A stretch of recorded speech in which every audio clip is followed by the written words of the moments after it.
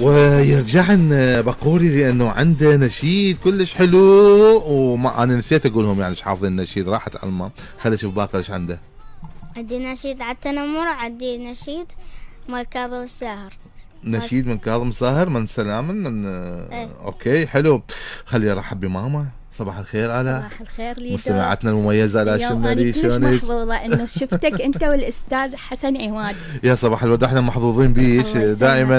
انت معنا من خلال الراديو، من خلال السوشيال ميديا، وترسمينا دائما تضحكين علينا. قليلة بحقكم، يعني انتم يعني كلكم طاقة إيجابية، وأنا فخورة إنه أجي أشوفكم وأتعرف عليكم أكثر. ربي يسلمك، انت فنانة رائعة، فنانة رسامة كاريكاتير، واني دا أفرح لما أشوف إنه دا تنجحين بالطريقة اللي تحبي انت. لا فضل الله. ودا أشوفك إنه دا يستقبلوك في قنوات ولقاءات صحفية أيضا.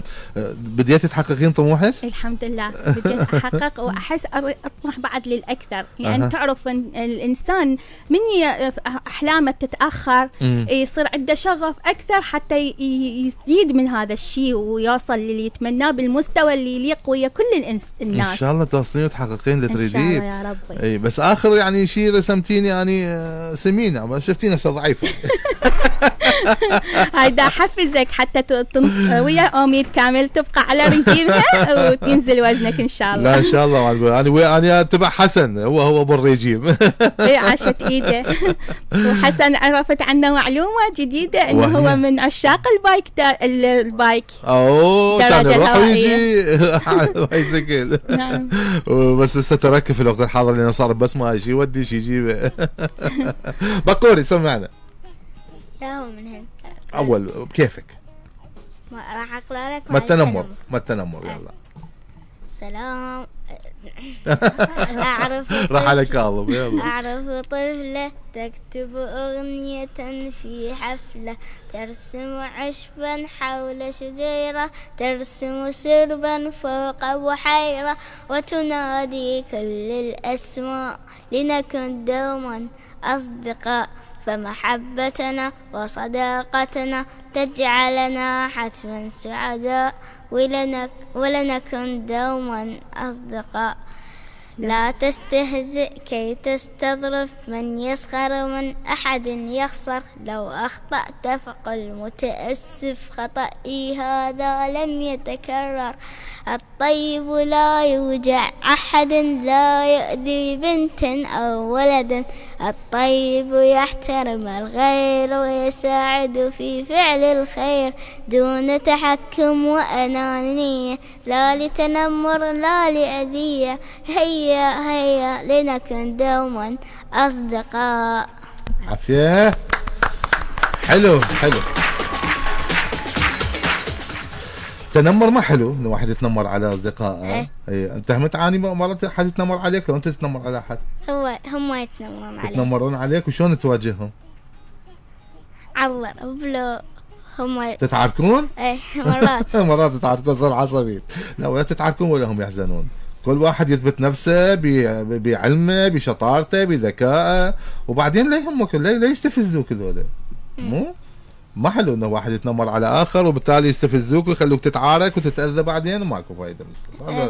شلون توجهين من يتنمرون على اصدقائه؟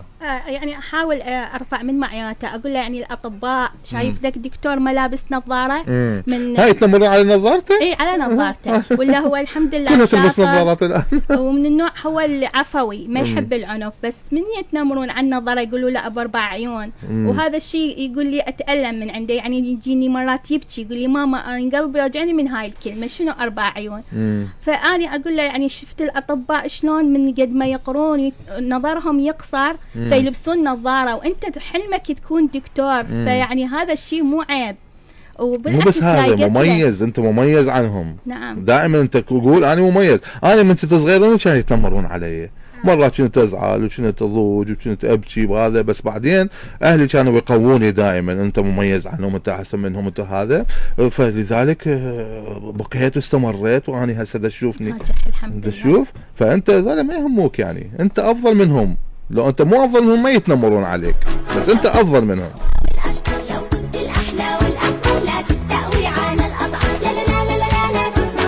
اسمع لي قصة كاسر وزميله بالصف عامر، شطار، كاسر كاين منه يغار، لكن كاسر أقوى شوي، كان يتنمر كل شوي، يسخر من عامر شكله ويدفشه ويزعله. لا لا لا لا لا تتنمر، لا لا لا لا لا لا. يعني رسمتينا لوحة جميلة. هاي شو وقت رسمتيها؟ هاي الأيام هذه مو بيها هيلا هوب؟ هاي هلا هوب قبل 3 أيام رسمت لها. ومن كتاب عيش اللحظة. نعم مع عادل الوردي الله يرحمه. نعم حلو. شنو نشاطاتك هسه بمجال الرسم؟ والله هسه عندنا معرض عشتار الدولي ان شاء الله حيبدي 5/7. استاذ باقر مدير مؤسسة عشتار خلاني اتميز عن باقي المشاركين انه هو فن تشكيلي، لكن الرسم كاريكاتير راح اشارك به ان شاء الله. حلو. نعم. باقر عليك يحب الرسم؟ يحب الرسم على الجداريات. أنا عضو في فريق أثر الفراشة للرسم على الجدران. كانت عندنا حملات للمدارس، فطلع وياي وكان كلش مستمتع. سألوه قالوا له شو تحس؟ قال لهم أنا أحس براحة نفسية من ألون على الجدار، بس بالورقة والقلم على مزاجه. على مزاجه. أنا توقعت راح اختار هدية يعني الجنطة مال الرسم، يعني لأنه متأثر بيش، بس اختار موسيقى. تحب الموسيقى أكثر مو؟ لأن راح يقول ماما راح تاخذها ما يستفاد منها، تحب الأورج. أنا أتمنى لك كل الموفقية آلاء، وتستحقين. أنت مجتهدة يعني دائما أقول عليك أنت مجتهدة وما أخرت شيء رغم كل مشاغلك العائلية، ما أخرت شيء عن تحقيق طموحك، وهذا شيء زين وحلو يعني. واتمنى هاي قوة تنطيها البقوري همينها ان شاء الله ان شاء الله. واني اشكرك يعني انت الداعم الاكبر الي، وزوجي الداعم الاكبر همين الي. تحياتنا. وانت شجعتني من خلال البرنامج، ويعني هواي حمستني، واني كلش سعيدة اليوم بشوفتكم. وسعيد بيك ايضا لما نشوف نجاحاتك، وان شاء الله نشوفك بعد اكبر واكبر وفنان على مستوى عالمي ان شاء الله. فن الكاريكاتير جميل، والان قليلين المهتمين به فعلا، حتى النساء خاصة قليلين بهذا المجال. شو تقولين للأطفال اللي يحبون الرسم؟